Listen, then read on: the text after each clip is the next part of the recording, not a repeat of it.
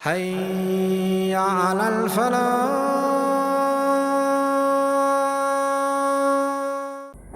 அல்லாஹ் அக்பர்.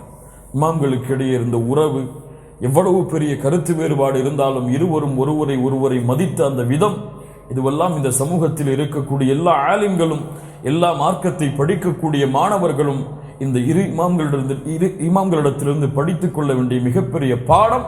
இந்த சமூகத்திற்கு இன்றைய தேவையும் அதுதான், உலமாக்களை மதிப்பது.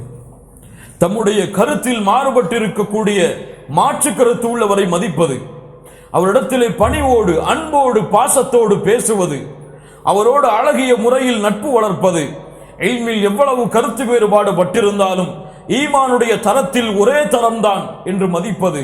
அல்லாஹ் ரப்புல் ஆலமீன் இந்த பண்புகளை எல்லாம் எமக்கு தருவானாக. கண்ணியத்துக்குரியவர்களே, அஹ்மத் பின் ஹம்பல் ரஹிமஹுல்லாஹ் அவர்களுடைய மரணத்துடைய நேரம் மிக முக்கியமான செய்தி. நம்முடைய வாழ்க்கையில மிகப்பெரிய மாற்றத்தை இன்ஷா அல்லாஹ் இந்த ஹதீஸ் ஏற்படுத்த வேண்டும். அஹ்மத் பின் ஹம்பல் ரஹிமஹுல்லாஹ் மரணத்தை அடைகிறார்கள். 77வது வயதில் இமாம் அஹ்மத் பின் ஹம்பல் ரஹிமஹுல்லாஹ் எப்போது பிறந்தார்கள்? ஹிஜ்ரி 241வது ஹிஜ்ரியில் மரணமாகிறார்கள். 77வது வயதில் மரணப்படுக்கையில் அஹ்மத் பின் ஹம்பல் ரஹிமஹுல்லாஹ் தன் தொழுகையை முடித்துவிட்டு அஹ்மத் பின் ஹம்பல் ரஹிமஹுல்லாஹ் தங்களுடைய படுக்கையில் படுத்திருக்கிறார்கள். அப்போது மகன் அவர்கள் அருகில் இருக்கிறார்கள். தந்தையை பார்த்தால் விழிப்பில் செல்கிறார் அல்லது மறுபடியும் வருகிறார், விழிப்பில் செல்கிறார் மறுபடியும் வருகிறார், விழிப்பில் செல்கிறார் மயக்கமாகிறார். இப்படியே மாறி மாறி நிலைமை இருக்கிறது. சக்கராத்துடைய நேரம். தந்தை தம்மை விட்டு பிரிய போகிறார் என்பதை அப்துல்லா முடிவெடுத்து விட்டார்கள். அப்துல்லா இப்னு அஹ்மத் ரஹிமஹுல்லாஹ் முடிவெடுத்து விட்டார்கள். அப்போது திடீரென்ற ஏதோ ஒரு வார்த்தையை திரும்ப திரும்ப சொல்லிக் கொண்டே இருந்தார்கள். லா பஅத், லா பஅத், இன்னும் முடியவில்லை, இன்னும் முடியவில்லை, இன்னும் முடியவில்லை என்று. அஹ்மத் பின் ஹம்பல் ரஹிமஹுல்லாஹ் அவரிடத்திலே கேட்டார்கள் அவருடைய மகன் அப்துல்லா, என் தந்தையே, எது இன்னும் முடியவில்லை, எது இன்னும் முடியவில்லை என்று சொல்கிறீர்கள்? அஹ்மத் பின் ஹம்பல் ரஹிமஹுல்லாஹ் சொல்கிறார்கள், என் அருகிலே ஷைத்தான் இருக்கிறான், என் தலைமாட்டின் அருகிலே ஷைத்தான் இருக்கிறான். அவன் கூறுகிறான், என்னுடைய ஃபித்னாவை விட்டு நீ செல்ல போகிறாய், என்னுடைய குழப்பத்தை விட்டு நான் உன்னை விடுவிக்கிறேன், என்னுடைய குழப்பம் உன்னை விட்டு சென்று விட்டது, நீ நிம்மதியாக இருந்து கொள் என்று ஷைத்தான் சொல்லுகிறான். ஆனால் நான் சொல்லுகிறேன், இன்னும் முடியவில்லை, இன்னும் முடியவில்லை என்று. அல்லாஹ் அக்பர். எதுவரை சொல்லுவேன்? என்னுடைய இறுதி வார்த்தை லா இலாஹ இல்லல்லாஹ் என்று கூறும் வரை நான் சொல்லுவேன், ஷைத்தானுடைய ஃபித்னா இன்னும் முடியவில்லை என்று. அல்லாஹ் அக்பர். ஷைத்தானுடைய ஃபித்னா, ஷைத்தானுடைய சூழ்ச்சி, அதுவும் குறிப்பாக மரணத்துடைய நேரத்தில் சாதாரணமானது கிடையாது. அதனால்தான் அல்லாஹ்வுடைய தூதர் ஸல்லல்லாஹு அலைஹி வஸல்லம், அல்லாஹும்ம இன்னி அஊது பிக மினல் மஹ்யா வல் மமாத், மின் ஃபித்னத்தில் மஹ்யா வல் மமாத். யா அல்லாஹ், வாழும் பொழுது ஏற்படக்கூடிய சூழ்ச்சியில் குழப்பத்தில் இருந்தும் மரணிக்கும் பொழுது வரக்கூடிய குழப்பத்தில் இருந்தும் என்னை பாதுகாத்து விடுகின்றேன் சொன்னார்கள். மரணிக்கும் பொழுது என்ன குழப்பம் ஏற்படும்? அஹ்மத் பின் ஹம்பல் சொன்னார்கள், இன்னும் முடியவில்லை உன் குழப்பம், இன்னும் முடியவில்லை, நான் உஷாராகத்தான் இருக்க வேண்டும், இன்னும் முடியவில்லை என்று கூறி இறுதி வார்த்தையாக லா இலாஹ இல்லல்லாஹ் என்ற வார்த்தையை கூறி மரணித்தார்கள். அல்லாஹ் அக்பர். ஷைத்தானை அஞ்சிக் கொள்ளுங்கள் முஃமின்களே. ஷைத்தான் சாதாரண எதிரி அல்ல. ஒரு மனிதனை வழிகெடுப்பதற்காக எந்த துறைகளை கையாள வேண்டுமோ அந்த துறைகளை கையாண்டு அவனை எப்படியாவது அல்லாஹ்விடத்திலிருந்து திருப்ப வேண்டும் என்று ஆசை கொள்பவன். அதிலும் குறிப்பாக மரணத்துடைய நேரம் அவனுக்கு கிடைத்த இறுதி வாய்ப்பு. அதை எந்த வார்த்தையை கொண்டாவது உறுதிப்படுத்துவான், எந்த வார்த்தையை உள்ளத்திலே ஏற்படுத்தியாவது குழப்பத்தை ஏற்படுத்துவான், அல்லாஹ்வை பற்றி தவறாக சிந்திக்க சொல்லுவான், குழப்பங்கள் சோதனைகள் வரும் பொழுது அல்லாஹ்வை பற்றி தவறான எண்ணங்களை ஏற்படுத்துவான். ஏன் அல்லாஹ் என்னை இவ்வளவு கஷ்டப்படுத்துகிறான், ஏன் அல்லாஹ் எனக்கு இவ்வளவு துன்பத்தை கொடுக்கிறான், வேறு யாராவது உயிரை அல்லாஹ் எடுத்திருக்கலாமே, ஏன் அல்லாஹ் என் உயிரை எடுக்க வருகிறான் என்றெல்லாம் குழப்பங்களை ஷைத்தான் ஏற்படுத்த வருவான். மறுபடியும் அல்லாஹ்வுடைய தூதர் ஸல்லல்லாஹு அலைஹி வஸல்லம் சொன்ன ஹதீஸை நான் நினைவுபடுத்திக் கொண்டே இருக்கிறேன். உங்களில் யாரும் மரணமாக வேண்டாம் அல்லாஹ்வின் மீது நல்லெண்ணம் கொண்டே தவிர. ஏன் இந்த ஹதீஸை சொன்னார்கள்? வாழும் பொழுது அல்லாஹ்வின் மீது நல்லெண்ணம் கொண்டு வாழுங்கள், அது வேறு. ஆனால் மரணிக்கும் பொழுது அல்லாஹ்வின் மீது நல்லெண்ணம் கொண்டே தவிர மரணித்து விடாதீர்கள். 3 நாளைக்கு முன்னாடி சொன்னாங்க அல்லாஹ்வுடைய தூதர் மரணிப்பதற்கு. அல்லாஹ் அக்பர். ஷைத்தானுடைய அந்த ஃபித்னா, அந்த சூழ்ச்சி வாழும் பொழுது பயங்கரமாக இருக்கும், அதைவிட மரணத்துடைய நேரத்தில் பயங்கரமாக இருக்கும். யாருக்கு அல்லாஹ் உறுதியை கொடுப்பான்?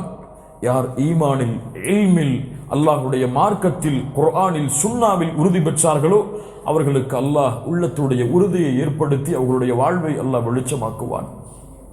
கண்ணியத்துக்குரியவர்களே, அஹ்மத் பின் ஹம்பல் ரஹிமஹுல்லா அவர்களுடைய வாழ்வு எமக்கு தரும் பாடம் அதுதான். அவ்வளவு பணிவாளவர், இல்மை எவ்வளவு சுமந்தாலும் அவருடைய தோற்றத்தை பார்த்தால் அந்த ஊரிலேயே அவரை விட ஒரு ஏழை கிடையாது, அப்படித்தான் இருக்கும். எவ்வளவோ அரசவையிலிருந்து செல்வங்கள் கொட்டப்பட்டது, எந்த செல்வம் எனக்கு வேண்டாம், ஹதீஸ் இருந்தால் சொல்லுங்கள் கேட்டுக்கொள்கிறேன். ஒரு ஹதீஸுடைய சனதை அறிவதில், அந்த ஹதீஸை மனனம் செய்வதில் ஷேக் அவர்களுடைய ஹதீஸுடைய மனநத்தை பற்றி சொல்கிறார்கள். அவருடைய மகன் அவர்கள், என்னுடைய தந்தை 1 மில்லியன் ஹதீஸை மனனம் செய்திருக்கிறார். அல்ஃப் எல்லா ரிவாயத்தையும் சேர்த்து தன் மகனிடத்திலே போட்டி போடுவார்கள். மகனே, நீ என்ன ஹதீஸை வேண்டுமானாலும் கேள், ராவியை சொல், அந்த ஹதீஸ் என்ன சொல்கிறது என்று சொல்கிறேன். அந்த ஹதீஸை சொல், ராவியை சொல்கிறேன். அல்லாஹ் அக்பர். அவ்வளவு தேர்ச்சி பெற்றவர் இல்மில், ஆனால் அவ்வளவு பணிவானவர். தெருக்களில் இழுத்து வரப்பட்டார், பயப்படவில்லை, கவலை கொள்ளவில்லை. அடிக்கப்பட்டார், துன்புறுத்தப்பட்டார், ஈமானில் உறுதி கொண்ட, இல்மில் கொண்ட, அகீதாவில் உறுதி. வருகின்ற ஃபித்னாக்களை எல்லாம், சோதனைகளை எல்லாம் தன்னுடைய உறுதியால், பொறுமையால் வெளிப்படுத்தி அதை எதிர்த்தார். அஹ்மத் பின் ஹம்பல் சாதாரண இமாம் அல்ல, சாதாரண இமாம் அல்ல. அவர்களுடைய கிதாபை வாசித்து பார்த்தால் நமக்கு தெரியும், உஸூல் சுன்னாவை. சாதாரண இமாமாக இருந்திருக்க முடியாது. அல்லாஹ் ரப்புல் ஆலமீன் அவரை அந்த நூற்றாண்டில் தேர்ந்தெடுத்து பிறக்க வைத்திருக்கிறான், அப்படித்தான் தெரியும். வரக்கூடிய ஆரம்ப காலத்தில் வந்த எல்லா ஃபித்னாக்களையும், அஹ்லுஸ் சுன்னா வல் ஜமாஅத் பிறந்த அந்த ஆரம்ப காலத்தில் வந்த எல்லா ஃபித்னாக்களுக்கும் முடிவாக ஷேக் அவர்களுடைய ஃபத்வா இருந்தது. ஆரம்ப காலத்திலே அல்லாஹ் ரப்புல் ஆலமீன் தேர்ந்தெடுத்து அனுப்பி அந்த ஃபித்னாக்களுக்கெல்லாம் அல்லாஹ் ஒரு முடிவை வெளிப்படுத்தினார். அவ்வளவு ஹதீஸின் மீது ஆர்வம் உள்ளவர். சாதாரண விஷயம் அல்ல பயணம் செய்வது. நமக்கு 7 மணிக்கு இங்க வர்றதுக்கு எவ்வளவு கஷ்டமா இருக்கு, வீட்டில இருந்து கார்ல கிளம்பி வர்றதுக்கு. அல்லாஹ் அக்பர். யமனுக்கு, பாரிஸுக்கு, பகதாதிற்கு, மக்காவிற்கு, மதீனாவிற்கு நடந்து செல்வார் ஹதீஸை தேடுவதற்காக. ஆனா அந்த அஹ்மத் பின் ஹம்பல் இன்னைக்கு மதிக்கல மக்கள். சாதாரண விமர்சனம் செய்யலாம், சாதாரணமா. அவ்வளவு தியாகம். இன்றளவும் அவர்களுடைய பெயரை நினைவு கூறுகிறோம். அவருடைய பெயருக்கு பின்னால் ரஹீம் அல்லாஹ், அல்லாஹ் அவருக்கு இரக்கம் காட்டட்டும் என்று சொல்கிறோம். அவருடைய கிதாபுகளை வாசித்து பலன் பெறுகிறோம். இதுவெல்லாம் எதை காட்டுகிறது? அல்லாஹ் அவருடைய அமலை அங்கீகரித்து விட்டார் என்பதை காட்டுகிறது. இன்ஷா அல்லாஹ் அல்லாஹ் அவருடைய செயல்களை ஏற்றுக்கொண்டு விட்டான். அவர்கள் இந்த மார்க்கத்திற்காக பட்ட தியாகம், மார்க்கத்திற்காக பட்ட கஷ்டம், அதை அல்லாஹ் அங்கீகரித்து விட்டான். சாதாரண அங்கீகரிப்பு மிக பலமானதுதான். அதற்கு பின்னால் இருந்த தியாகங்கள் அவ்வளவு உறுதியானது. தியாகங்கள் இல்லாமல் அந்த பலனை பெற முடியாது. தியாகங்கள் இல்லாமல் அந்த அங்கீகரிப்பை பெற முடியாது. தியாகங்கள் இல்லாமல் அந்த இல்மில் தேர்ச்சி பெற முடியாது. தியாகங்கள் இல்லாமல் அந்த ஹதீஸோடு அவ்வளவு ஒன்ற முடியாது. தியாகங்கள் இல்லாமல் அந்த ஹதீஸுடைய விளக்கங்களை கொடுக்க முடியாது. தியாகங்கள் இல்லாமல் அல்லாஹ்வுடைய மார்க்கத்துடைய ஒரு சொல்லை கூட விளக்க முடியாது. அவ்வளவு உறுதியானது தியாகம். அந்நியத்துக்குரியவர்களை நாமெல்லாம் நம்ம செய்யக்கூடிய தியாகங்களை எல்லாம் பெரிதாக எண்ணிக்கொண்டிருக்கிறோம். வாரத்துக்கு ஒரு முறை போய் நான் கல்வி வகுப்பில் கலந்து கொள்றேன், எவ்வளவு பெரிய தியாகம் தெரியுமா? நான் மார்க்கத்தை படிக்கிறேன் நம்ம சொல்லிக்கிறோம். வாழ்நாளை கழித்தார்கள் மார்க்கத்திற்காகவே. அவர்கள் பயணம் செய்யவில்லை தொழிலுக்காக எம்மை போன்று. அவர்கள் நேரங்களை கழிக்கவில்லை.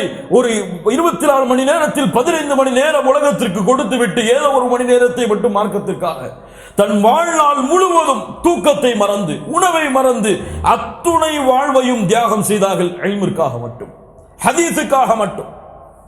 எல்லா இமாம்களையும் எடுத்துக்கொள்ள எல்லாம் ஏதோ ஒரு வாரம் உள்ள நம்மள மாதிரி உலகத்துக்கு உழைச்சிட்டு பயானுக்கு ப்ரிப்பரேஷன் பண்றதுக்காக ஹதீஸ் எடுக்கல, பயான் மக்களுக்கு சொல்றதுக்காக ஹதீஸ் திரட்டல. தன் வாழ்வை மாற்றுவதற்காக, மக்களை சீர்படுத்துவதற்காக, அல்லாஹ்வுடைய கூற்றை இந்த பூமியில் நிலைப்படுத்துவதற்காக அல்லாஹ்வுடைய தூதர் முஹம்மது ரசூலுல்லாஹ் ஸல்லல்லாஹு அலைஹி வஸல்லம் அவருடைய வார்த்தையை செவிமடுத்து உயிரோடு இருக்கும் பொழுது இந்த வார்த்தையை செவிமடுக்க முடியவில்லை.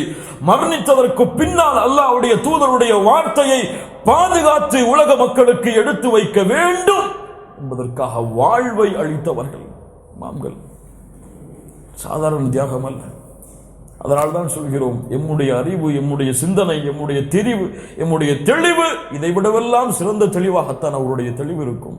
ஏன் 2 நாளைக்கு ஒரு முறை ஏதோ ப்ரிப்பரேஷனுக்காக நீ மார்க்கத்தை படிக்கிற, அவங்க வாழ்க்கை ஃபுல்லாக மார்க்கத்தோட வாழ்ந்தவங்க. இரவு தூங்கும் பொழுது ஒரு ஹதீஸ் நினைச்சு அந்த ஹதீஸ் என்ன சொல்லுதுங்கிறதுக்காக இரவை கழிச்சவங்க. நம்ம நாளைக்கு அந்த பிசினஸ் எப்படி நடக்கும், அந்த கோடி எப்படி இங்கே கொண்டு வரலாம், அவனை எப்படி மாற்றி நம்ம பிசினஸ்ல கொண்டு வரலாம் நம்ம பிளான் பண்ணிட்டு உட்காந்துருப்போம். ரைட்டு, நம்ம வாழ்க்கைக்கு அவங்க வாழ்க்கைக்கு உள்ள வித்தியாசம். அவ்வளவு தியாகங்கள், துன்பங்களை பட்டு அவர்கள் அடைந்த இடம் அது. ஏதோ தியாகங்களை செய்து அதையும் முழுமையாக செய்யாமல் நாம் அடையக்கூடிய இடம் ஏதோ. அல்லாஹ் பாதுகாப்பானாக. விழிப்பு பெறுவோம், இல்மில் ஆர்வம் காட்டுவோம், இல்மை கற்றுக்கொள்வதில் ஆர்வத்தை ஏற்படுத்தி இல்மை மனனம் செய்வதில் அல்லாஹ்வுடைய தூதருடைய வார்த்தை கேட்க வேண்டும். குர்ஆன் என்ன சொல்கிறது என்பதை கேட்க வேண்டும். ஹதீஸ் அதனுடைய விளக்கம் என்ன சொல்கிறது என்பதை கேட்க வேண்டும். அந்த மார்க்கத்தை முறையாக படித்து என் பிள்ளைகள், என் தலைமுறைகள் இவர்களுக்கெல்லாம் இந்த இல்மை கொண்டு போய் சேர்க்க வேண்டும் என்பதற்காக, எம்மை மாற்றி பிறரையும் மாற்றுவதற்காக இல்மை தேடுவதற்கு இந்த வகுப்புகளில் கலந்து கொள்ளுங்கள்.